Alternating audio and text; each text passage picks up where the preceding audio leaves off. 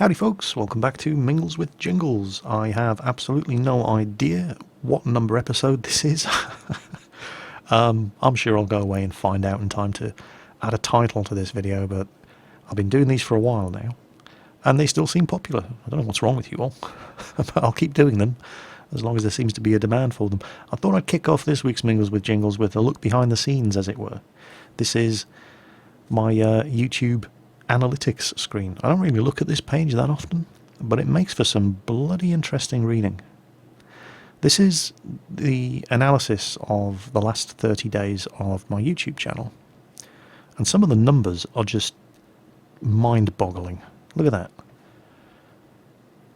3,617,646 views between the 1st of August and the 30th of August. That is just ridiculous. And I'm not even a big YouTube channel. I mean, I'm not a small YouTube channel, but you know, you look at guys like Total Biscuit, 500,000 subscribers, Freddie Wong, Corridor Digital, millions of subscribers. I'm doing all right, but those numbers are ridiculous. If you thought that was bad, have a look at this. Estimated minutes watched. 34.64 million minutes of video watched in 1 month. That's 65 years, that's nearly 66 years of video watched from my channel in any given month. Apparently that's up 10% over the previous month, so that's good news. I'm down in subscribers though. Well, I'm not. I'm up by 14,500. But that's 2.74% less subscriber growth than in the previous month. So, but that's just in a month. We do lifetime figures. Strap yourselves in. Get a load of this. Now, data for estimated minutes watched is not available before the 1st of September 2012. And the number of likes and dislikes prior to May the 5th, 2011 may not be exact. 21,362,000 views. 200 million minutes of video watched. That's 380 years of video. These numbers are just unbelievable. They're just absolutely ridiculous. 406,000 likes, 9,765 dislikes. Yeah, I'm pretty happy with those figures. 240,000 comments. That's just unbelievable. Just wow. And check this out.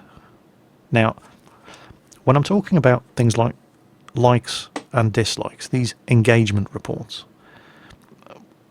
the subscribers, the advertisers, the guys that basically pay the bills for the channel, they really don't care whether your videos are liked or disliked as long as people are talking about your videos.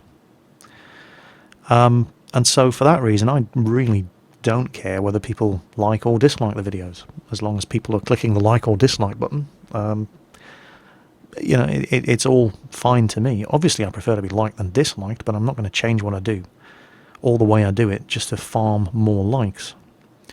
And case in point, have a look at this. World of Warplanes with the Mighty Jingles. That is my most watched video of all time. 345,902 views. That's just amazing. 1.7 million minutes of video watched for World of Warplanes. I had no idea this video was going to be as popular as it is. But here's the thing. That video is not as popular as it is. It's the comments. It's the comments to that video that I gave up reading the comments of this video within about a week of putting the video up, because it was just depressing. It was just a shitstorm of epic proportions. This was a fairly negative review of World of Warplanes. I felt it deserved a negative review. I didn't think it was nearly as good as it needed to be. And, you got my honest opinion. And that upset a lot of people, apparently. Oh, boy, did I rattle all the wrong cages with that one. And so, basically, the comments of that video just became an absolutely toxic cesspit of hate and bile. And that's why I stopped even looking at the comments on this video. But you can see there have been a few. 3,411 comments. 2,200 likes, 411 dislikes. And considering that this video is probably my most disliked video, it's not doing badly. You know, the advertisers love that video. So, you know, and this is what it's what they say. It doesn't matter what they're saying about you as long as they're talking about you. And, you know, World of Warplanes with the Mighty Jingles is certainly satisfying on that account. And it's because of things like that that it always amuses me when, you know, when I get a particularly obnoxious asshat in the comments, and I ban them from making comments because, you know, you abuse your commenting privileges and I'll remove the privilege from you. My channel, my rules, don't like it, tough.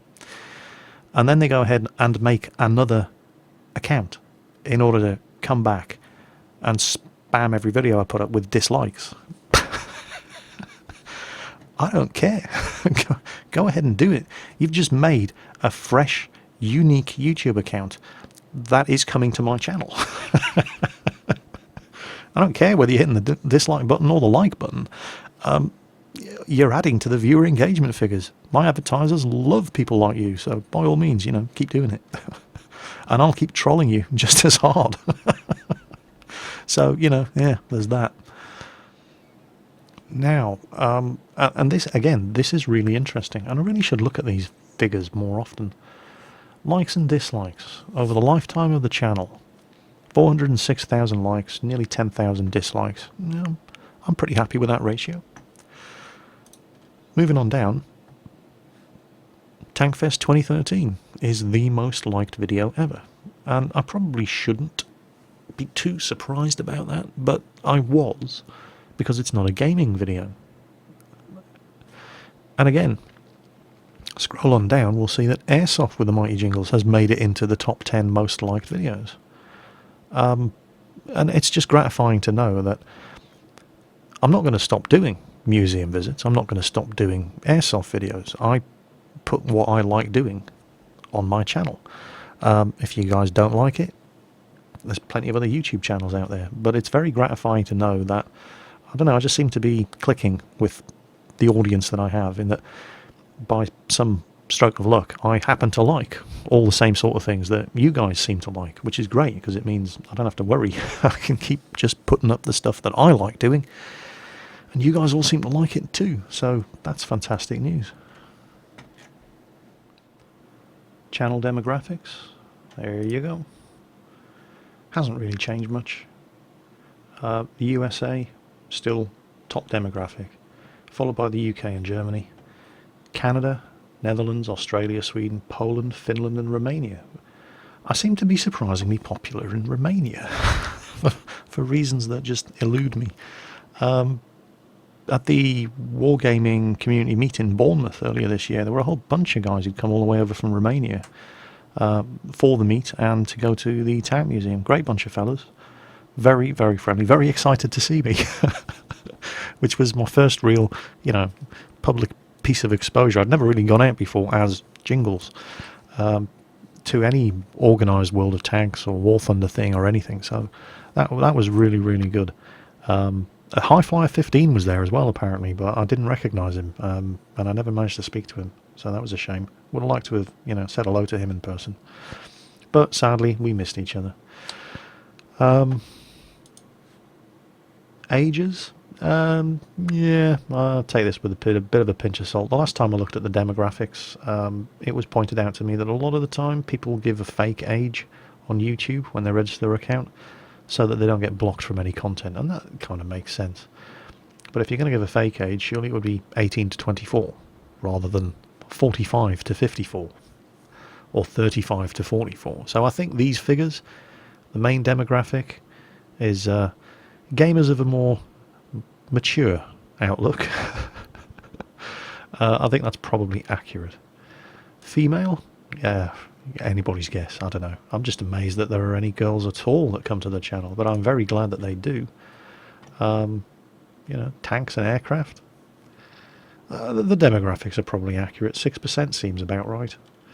Where are you all from, and how old are you? And what are your phone numbers? Oh, damn it, I've said too much.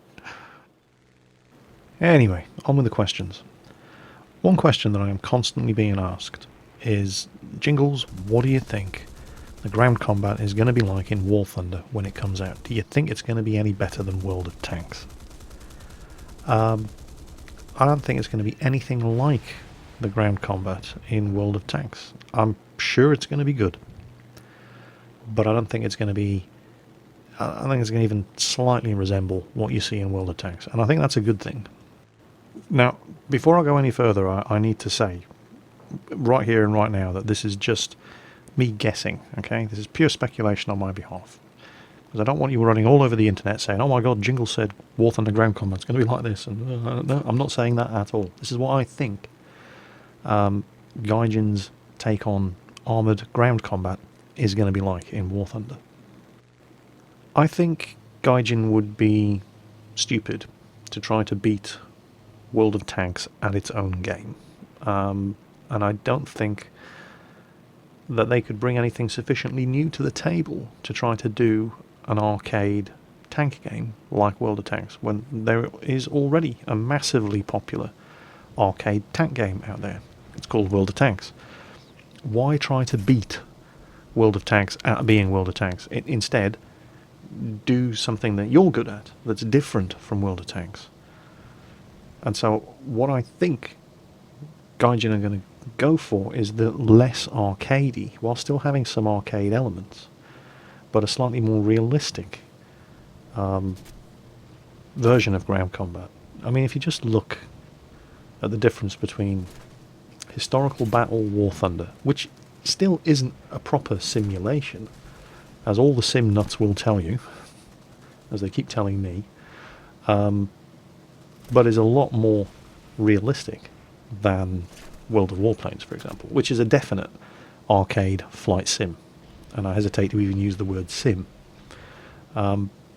So you've got two different approaches to covering the same sort of material, whereas Wargaming definitely go for very much the arcade model, whereas Gaijin lean more towards the realistic simulation side. And I think that's the way Gaijin are going to do their ground combat, exactly the same way that they've done their air combat. They'll make a more arcadey version of it, because they're not stupid. They have bills to pay, they have to put food in their children's mouths. They know that the arcade option, like the arcade battles that you already get in War Thunder, are the most popular side of the game. But they're simmers at heart, and they want to try to offer a slightly more meaty, if you like, alternative to just derping around in arcade battles. And there's nothing wrong with derping around in arcade battles, it's fun. But doing that, making that the focus of the game for the tanks, I think would be a mistake, because we've already got World of Tanks. Why try to remake it? Well, that's great, Jingles, but are you going to actually answer the question and tell us what you think War Thunder's ground combat is going to be like? Yes, okay, I'm sorry. Well, I don't think we're going to see tanks with health bars, for one thing. Exactly the same way that in War Thunder, arcade, historical, and full real battle modes, you don't see aircraft with health bars. If you want to shoot an aircraft down, you have to do damage to vital parts of the aircraft, or enough damage overall to the airframe to weaken it sufficiently that the aircraft falls apart. And I think it's going to be exactly the same in their ground force combat. And it would make sense, because that's what they do. That's Gaijin's approach to, the whole genre. So I think things like... And I'm not saying things like this are not important in World of Tanks. They are, but I think they're going to be more important in Gaijin's version of ground combat. Things like knowing where to aim, knowing the weak spots of the tanks that you're up against, superior positioning. All these things that are important in World of Tanks, I think are going to be much more important in War Thunder's ground combat. And obviously the maps are going to be bigger, and there are going to be more tanks on each side. And they may use the same garage mechanic with their tanks that they do with their aircraft. Unlike in World of Tanks, where you pick one tank and that's what you have for the game. See, World of Tanks were even talking about doing garage battles. That was the word that they used, where you would pick a lineup of tanks and commit them to a battle. And as each tank got knocked out, you'd jump into the next one. Exactly the way War Thunder do their aerial combat. And I don't know why World of Tanks never did that. World of Tanks was talking years back. They were talking about historical battle mode. Funnily enough, I was actually involved in the historical battles that were being played on the EU server for a good few months before I just got tired of it. But it was a lot of fun. The guys would reenact actual tank battles that occurred during the Second World War and after the Second World War, and they would use tanks in World of Tanks with the historical setup, with the actual engine that the tank actually had, and the turret that the tank actually had, and the guns that the tanks actually had. So you wouldn't see any Hetzers at all because they were Jagdpanzer 38Ts.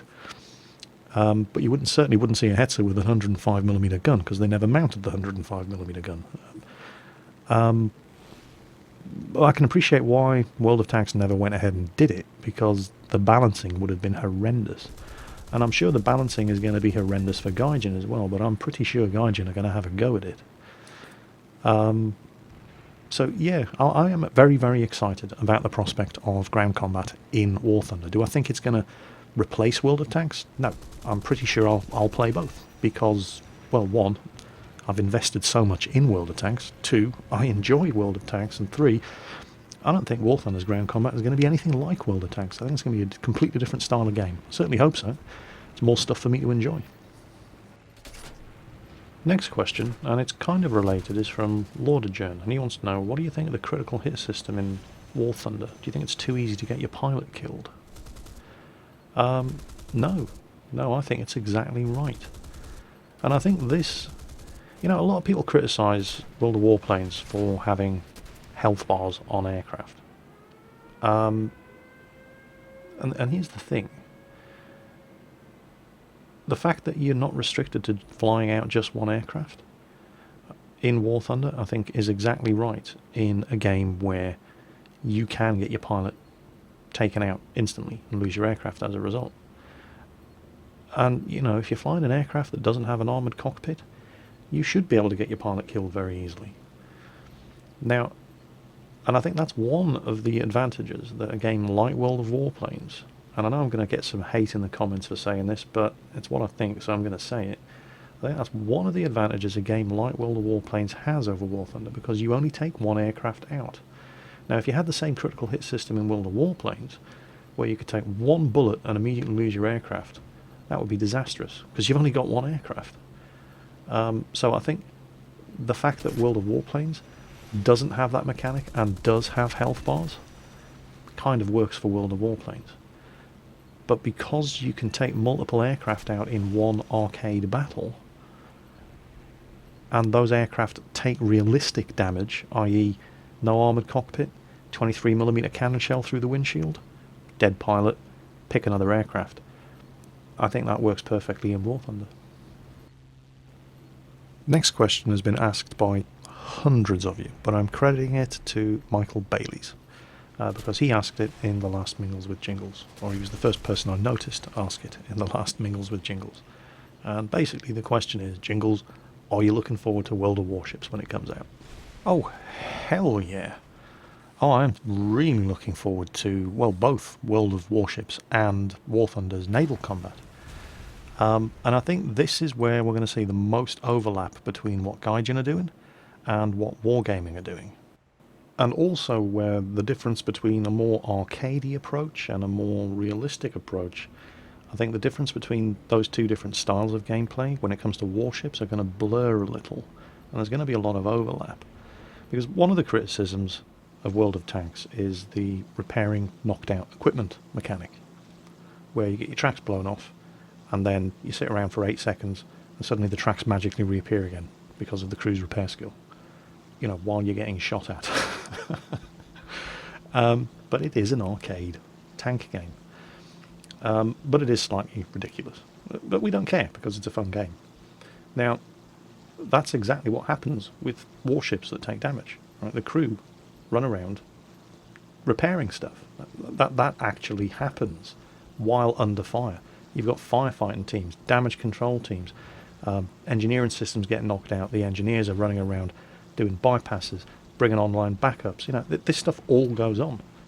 And I think the only real difference in approach, possibly, again, pure speculation, between the way the two different games are going to handle that sort of thing would be, I don't know, maybe in World of Warships, you'll activate a damage control team consumable to get your engines back online. And maybe in War Thunder, it's all down to the crew skills from the experience of, the ship in question. But, both work. Actually, that raises an interesting point. Going back to the whole tank thing that I mentioned about World of Tanks, where for example, you get your tracks blown off, and then you just sit around waiting for your repair skills on your crew to get the tracks back up.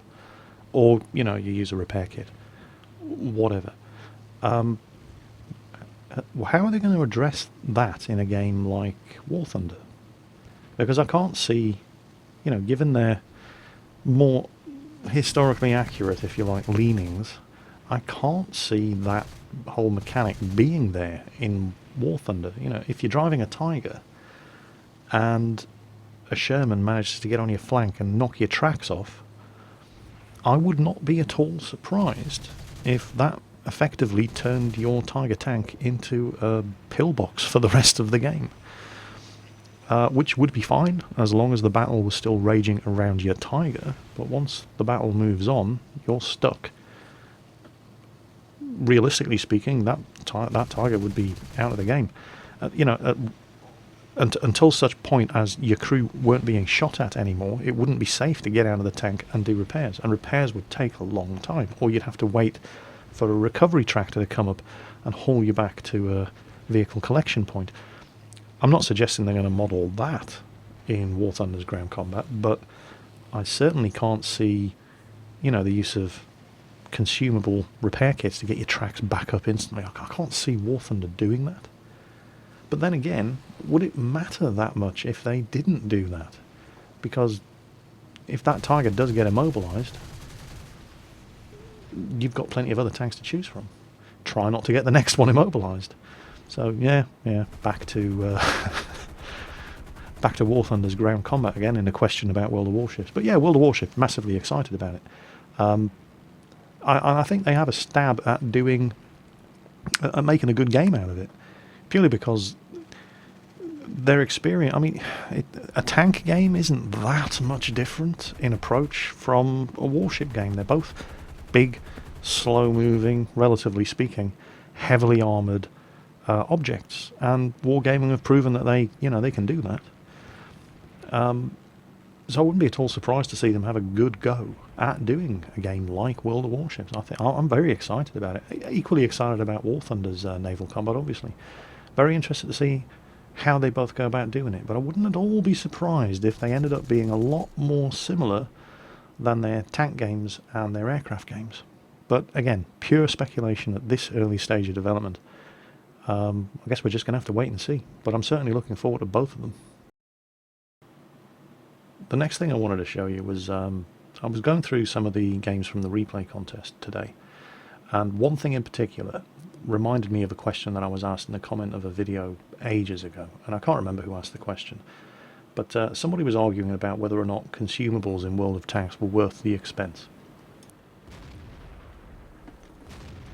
In case there was any doubt over whether or not packing a fire extinguisher is worth the expense,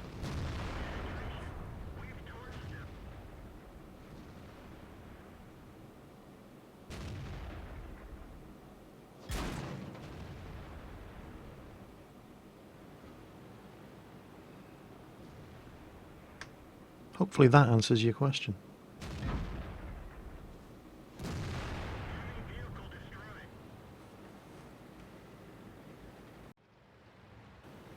Another World of Warships question.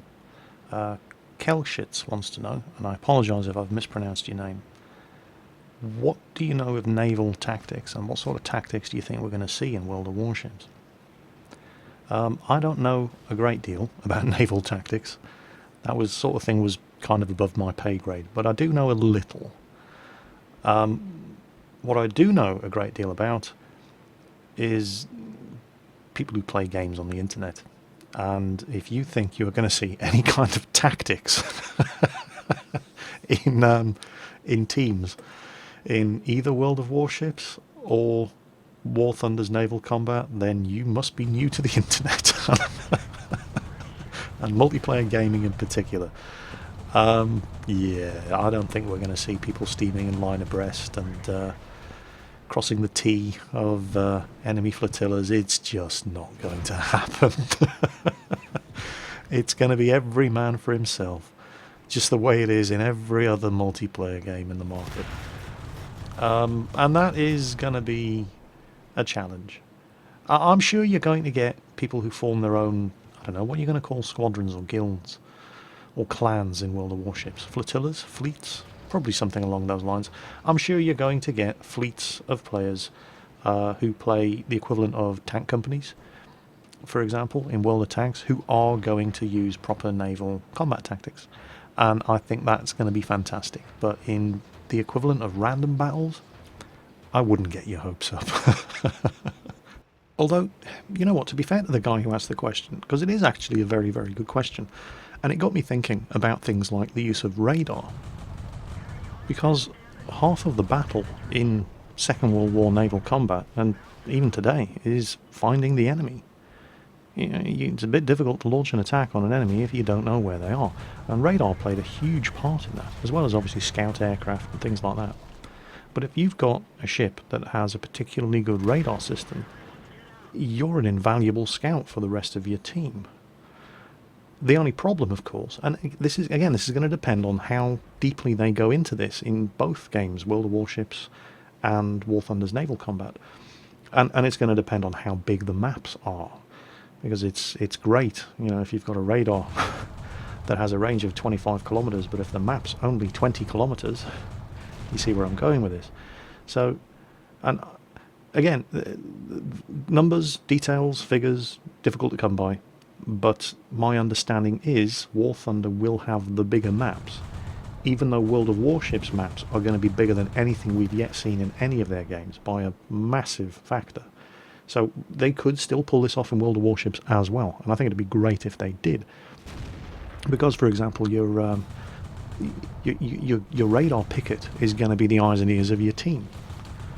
Obviously, the carriers are going to possibly be able to put up scout aircraft too to try and pinpoint the enemy location. But burning your radar gives your position away as well. So there's that element of tactics there.